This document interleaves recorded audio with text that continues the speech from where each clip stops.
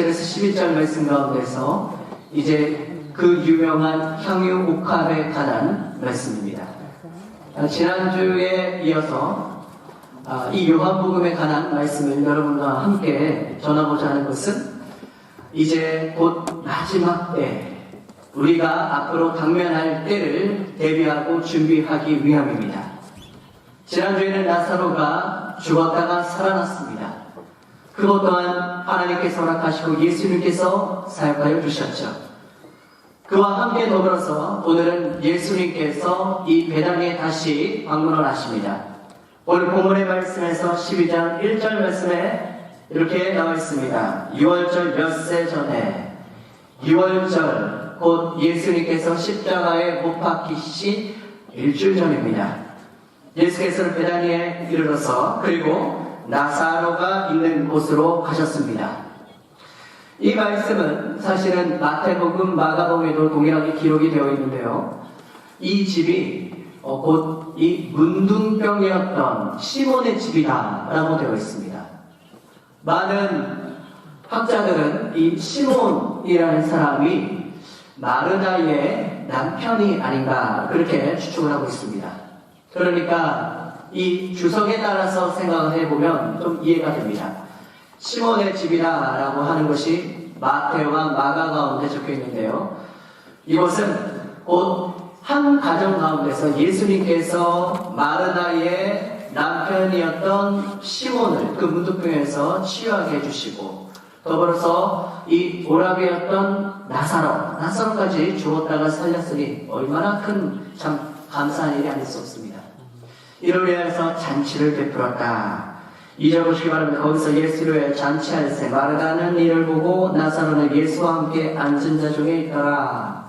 마르다는 늘 그렇게 손이 부지런했던 것 같습니다. 항상 손님을 맞이할 때에 마르다는 먼저 갔습니다.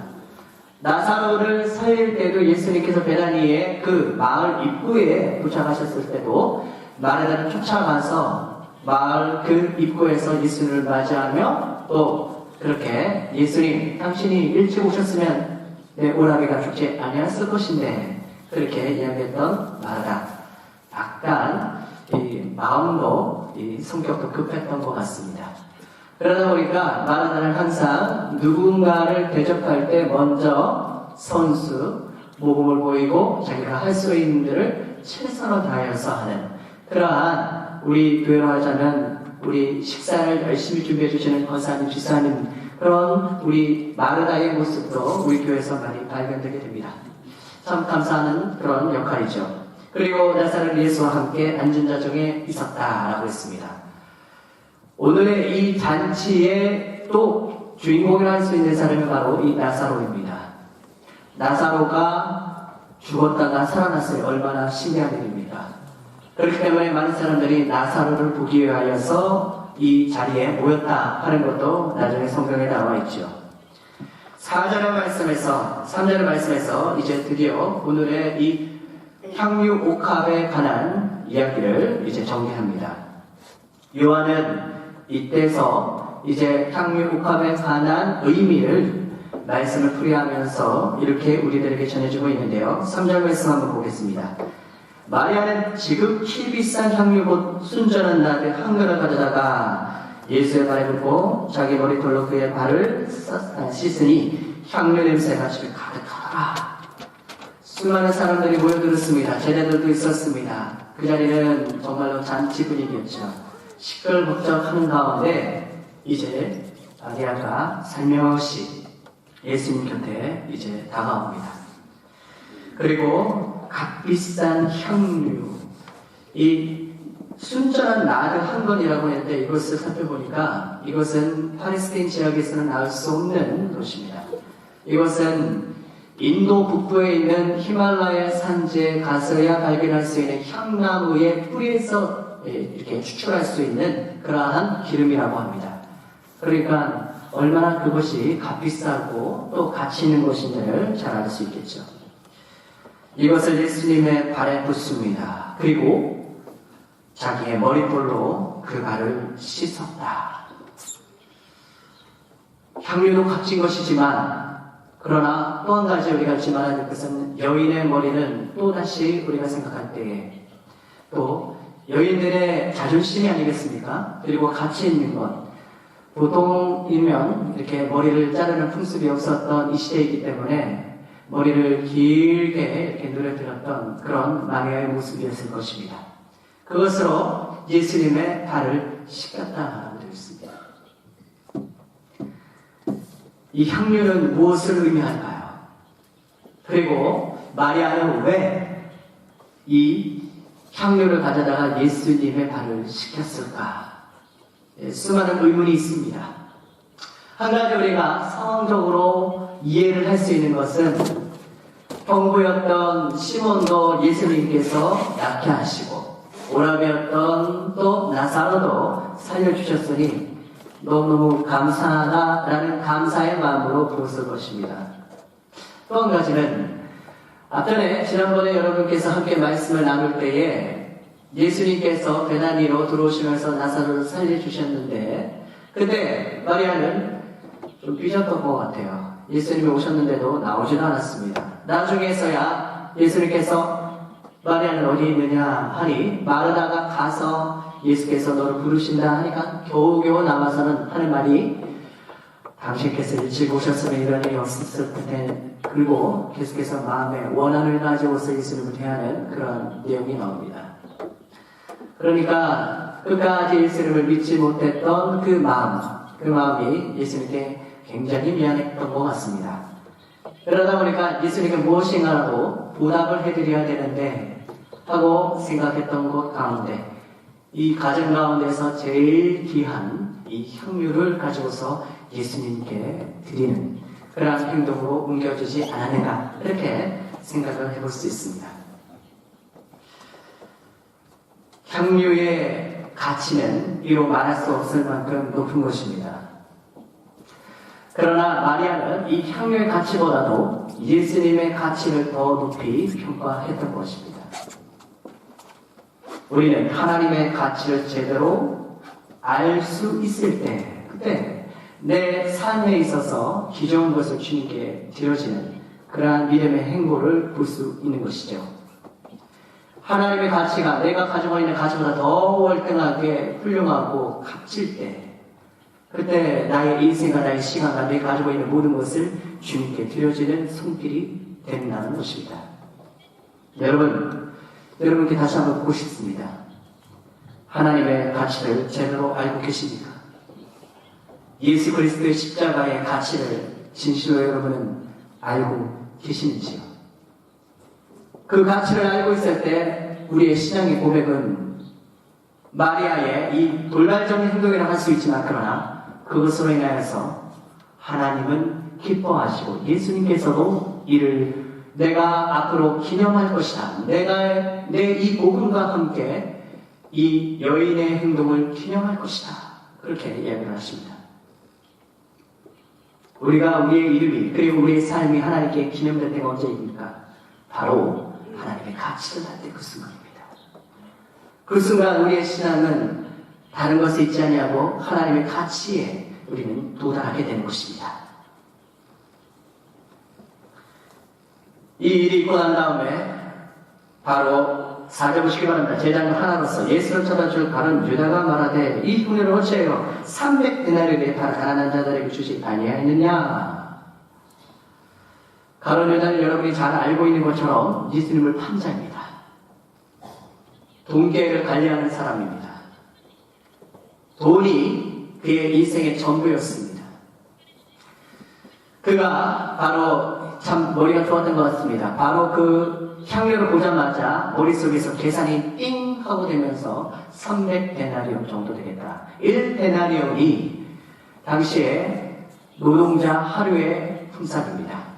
그렇다니 300데나리온이면 거의 1년치에 해당하는 연봉에 해당되는 가치, 그것을 금방 이 가룟 유다는 계산을 했던 것입니다.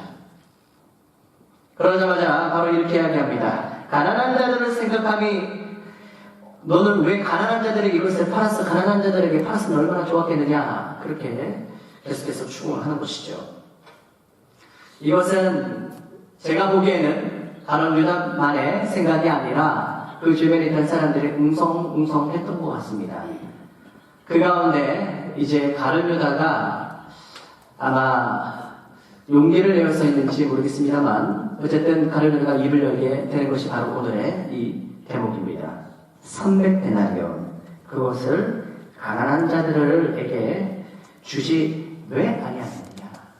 그 이야기를 할 때에 예수님께서는 이렇게 말씀하십니다. 7절 말씀 예수께서 가라사대 저를 가만두어 나의 장사를 위하여 이를 두게 하라. 가난한 자들은 항상 너희와 함께 있거니와 나는 항상 있지 아니하리라 하시니라. 예수님께서 보통 같으시면은 어쩌면은 꾸지람이 있는 그런 좀 강한 어조로 그렇게 경고를 하고 가르쳤을 텐데 이날은 축제의 시간입니다. 잔치의 날이기 때문에 예수님께서 그 향료를 받음으로 인해서 기분이 몹시 좋았다. 그래서 그 몹시 좋은 그 분위기를 깰 수는 있겠습니까?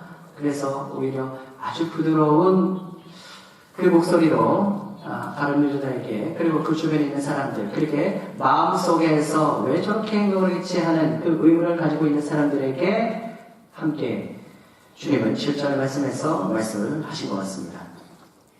여러분 가룟 유다가 어떤 사람이냐 하는 것을 이 요한은 6절에서 잘 설명을 하고 있습니다. 요한은 이렇게 가룟 유다를 생각합니다. 이렇게 말하면 가난한 자들 생각함이 아니요 저는 도적이라 돈꾀를 맞고 거기 넣는 것을 훔쳐가며라. 유다에 대해서 요한은 이렇게 평가를 합니다. 돈꾀를 맡았으며 또 돈에 환장한 사람이다. 그렇게 이야기를 하는 것이죠. 여러분 우리가 가지고 있는 것 물질이든 아니면은 재정이든 그리고 때로는 자녀들이든 그것을 내가 경영을 하려고 그러면 올바른 길로 걸어갈 수 없습니다. 그러나 하나님께 맡기면 그 모든 것이 정상으로 하나님 예비하신 대로 그 길대로 걸어갈 수 있다는 것을 오늘 이 본문의 말씀을 통하여서 한 가지 깨닫기를 바랍니다.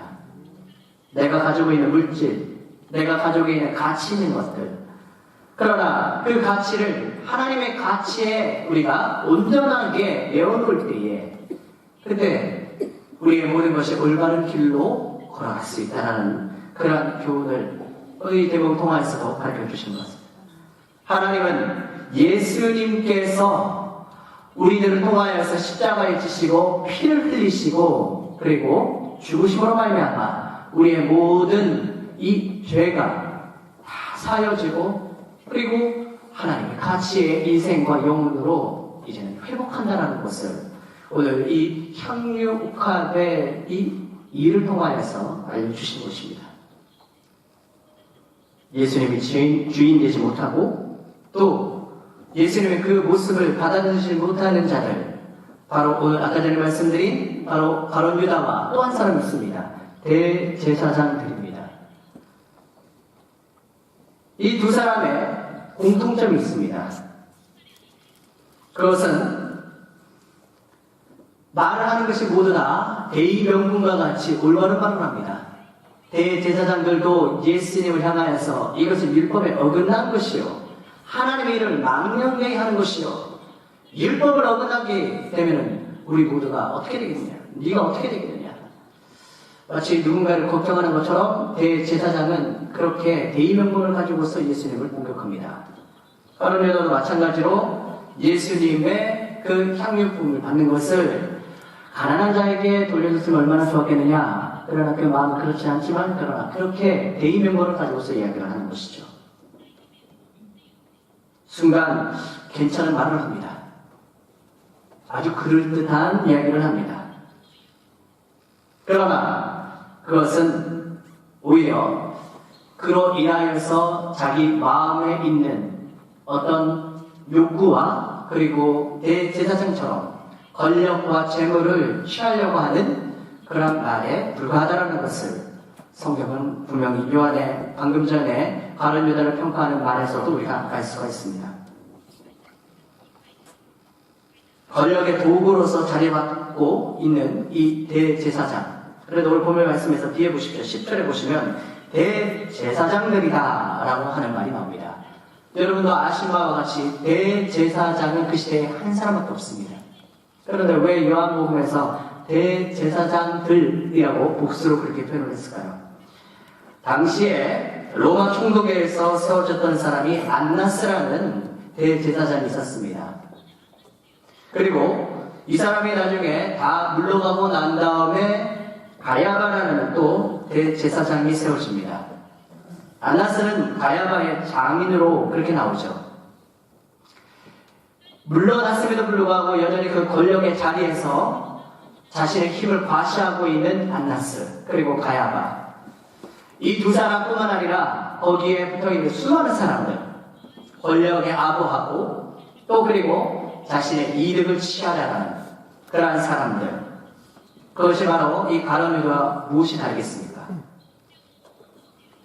하나님께서는 이와 같이 하나님의 편에 서 있지 않는 자, 예수 그리스도의 사역에 반대하는 자를 먼저 선두로 이름을 내는 것을 보게 됩니다. 우리는 복음에 앞장서야 되고 하나님의 기뻐하심에 그야말로 대명사와 같이 우리 교회가 여러분의 개인이 그렇게 서 있기를 원합니다.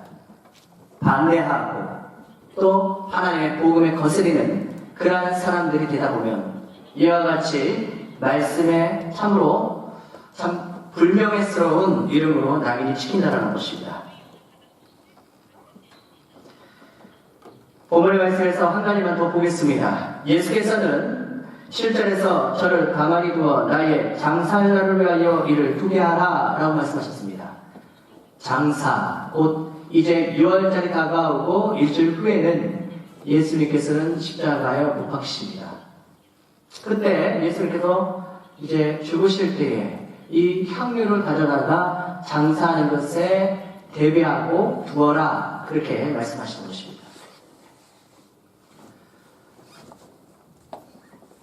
예수님께서 마지막 날 이제 십자가에 못 박히시기 전에 마지막 최후의 만찬을 가십니다. 그때도 제자들과 함께 빵을 나누시고 또 함께 어쩌보면은 식탁에서 즐겁게 이야기를 한 것도 한데 그때와 그리고 오늘의 이 12장의 분위기는 너무나도 다릅니다. 6월절 일주일 전 이 시몬의 집에서 했던 예수를 위하여 잔치할세라고 하는 이 시간은 어쩌면 예수님께서 마지막으로 기쁨과 또 축복과 그리고 즐거움이 가득했던 그런 시간이 아니었는가 그런 생각을 해봅니다. 예수님께서 마지막으로 즐거워하셨던 가룟 유다의 그런 버릇없는 그런 말에도 예수님께서는 뭐라 하시는 것이 아니라 오히려 잔잔한 목소리로 그리고 그 주변에 있는 사람들에게 이렇게 말씀하시며 표현하셨던 예수님의 모습을 생각하면 참으로 이 시간이 예수님께 너무나도 행복한 시간, 십자가로 가시기 전에 그 행복한 시간을 하나님께서 허락하셨다라는 것을 보게 되면 참으로 이 시간이 흐뭇하고 참 읽으면서도 좋아 보입니다.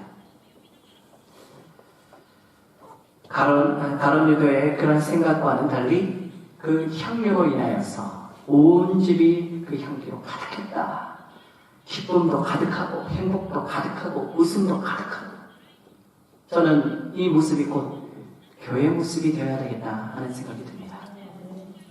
교회는 이와 같이 앞으로 우리가 어떤 날을 맞이할지는 모르겠지만 그러나 이 순간만큼 우리가 하나님께 감사하고 즐겁고 서로 사랑하고 이러한 교회의 모습을 오늘 이 시몬의 집에서 우리는 발견하게 될 줄 믿습니다. 한번 생각해 봤습니다. 만약에 예수님처럼 어느 누군가가 저의 양말을 막 벗기면서 저에게 막 향유를 붓고 머리털로 이렇게 막 씻었다 그러면 저는 아마 감당하지 못했을 것입니다. 왜 그러십니까? 감당할 수 없었지만 그러나 예수께서는 그것을 모두 다 받으셨습니다. 받으신 이유는 무엇이겠습니까? 하나님께서 기뻐하셨기 때문입니다. 주님이 기뻐하심으로 예수님의 그 기쁨이 하늘에 닿고 그리고 하나님께서도 함께 기뻐하셨다. 우리의 예배가 하나님의 가치를 할 때 우리의 예배는 진실로 하나님께서 기뻐하시는 것으로 받으십니다. 우리의 삶도 마찬가지입니다. 이와 같이 우리의 예배가 그리고 우리 교회가 하나님의 가치를 발견하는 그리고 그로 인하여서 주님 앞에 나아가는 우리 모두가 되었으면 좋겠습니다. 장례는 물론 가치 있는 것 그리고 어쩌면 우리의 관심사, 가치관, 우리의 보물 여러분 가운데서 벌벌 떠는 여러분 그런 보물과 가치가 있겠죠. 그것 때문에 우리가 우리의 삶에서 무엇이가 하나님보다 우선되어진다면 주님은 오늘 이 옥합과 같이 깨트기를 원하십니다. 자칫 잘못하면 이 가치가 우리들에게 우상이 될 수도 있기 때문입니다. 그것이 깨어질 때 주님의 기쁨과 연결되는 것입니다. 여러분이 벌벌 떠는 그 가치가 무엇입니까? 그게 만약 집에 어딘가에다가 보관해 놓았는데 갑작스럽게 사라졌다고 생각하십시오. 그러면 얼마나 놀래고 얼마나 참 걱정이 많겠습니까? 그 벌벌 떠는 가치관을 여러분의 관심사, 보물, 하나님보다 우선되지 않기를 원합니다. 하나님 앞에 그것을 다 내어놓을 때 주님은 우리들에게 한량없는 하나님의 은혜로 주님의 가치를 우리들에게 주신다는 것을 꼭 기억하시기 바랍니다. 여호와께서 집을 세우지 않으시면 세우는 자의 수고가 헛되고 여호와께서 성을 지키지 않으면 파수꾼의 경성함이 헛사로다. 우리의 인생도 마찬가지입니다.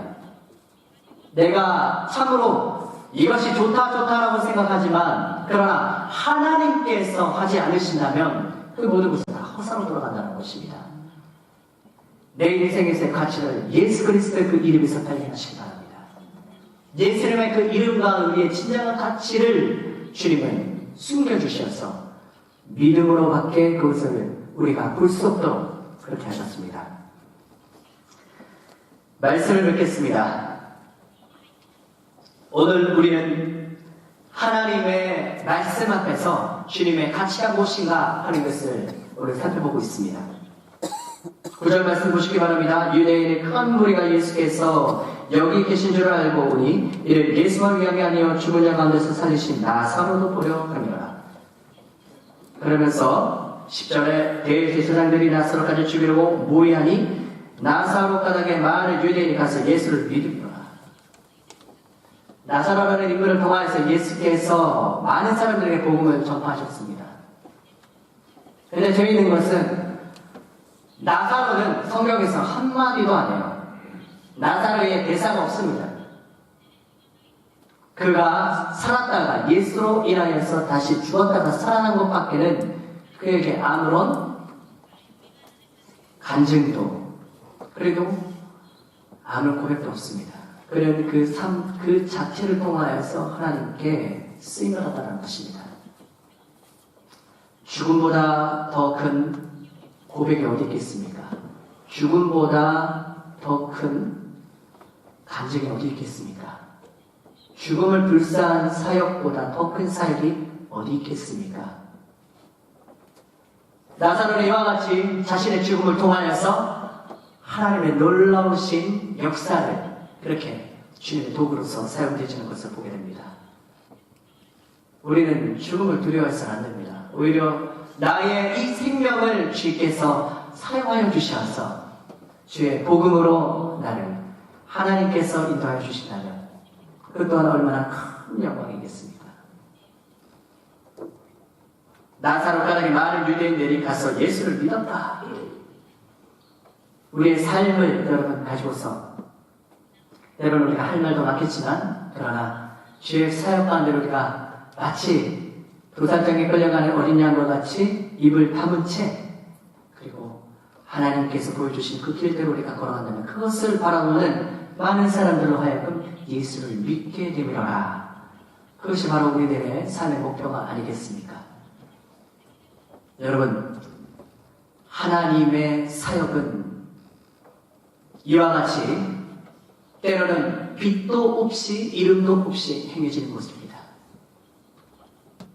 나의 미안한 마음으로 예수께 향유를 붓고 내 머리털로 그렇게 씻었던 그 마리아가 예수님의 장사가 될 것을 예견이나 했겠습니까? 아마 그녀는 아무것도 몰랐을 것입니다. 자신이 가지고 있는 정성을 가지고 마음을 가지고 사랑을 가지고 예수님께 그렇게 부었던 그 행위가 결국은 하나님의 놀라우신 그 사역 가운데 예수님의 그 죽음의 자리로 그녀의 그 행위를 인도해 주신 것입니다. 무심코 우리가 하나님께 주님 이 작은 것이지만 주여 받아주시옵소서 복음을 위해서 우리가 헌신할 때 우리는 그 위력과 그 사역의 중찰적이 어딘지를 우리는 지금은 알 수 없지만 그러나 하나님은 그것을 기이 생각하시고 사용하여 주시다는 것입니다. 무심코 여러분이 믿음의 고백과 행위를 통하여서 하늘의 놀라운 기쁨과 영광이 된다는 것을 생각한다면 우리는 작은 행위도 소홀할 수가 없습니다. 꼭 오늘 이 마리아와 같이 여러분의 가치, 관심사, 보물 때로는 그것이 자녀일 수도 있고 여러분 자신일 수도 있고 누군가일 수도 있습니다. 그 모든 것을 주님께 주여 경영하여 주시옵소서. 그렇게 될 때에 마리아의 그 향유로 인하여서 예수님의 장사하는 그 모든 것에 다 깨끗하게 아름답게 쓰여졌던 것처럼 여러분 그 향유는 예수님의 무덤가에서도 향기로 받아주시고 그리고 우리 가운데서도 하나님의 은혜로 말며 하나님의 향기가 나는 그런 삶으로 인도해 주실 줄로 믿습니다. 사랑하는 성도 여러분, 우리는 하나님의 자녀들입니다. 하나님의 기쁨을 가지고서 찬양하는 자들입니다. 예배가 오늘 이 시몬의 집에서 있었던 것처럼 그렇게 기쁘고 기쁨으로 하나님께 영광을 돌려 내일 일을 걱정하지 마시고 오늘 하루의 이 즐거움에 함께 참여하시는 오늘 이 예배와 여러분과 제가 되기를 간절히 소원합니다. 기도하겠습니다. 하나님 아버지 감사합니다.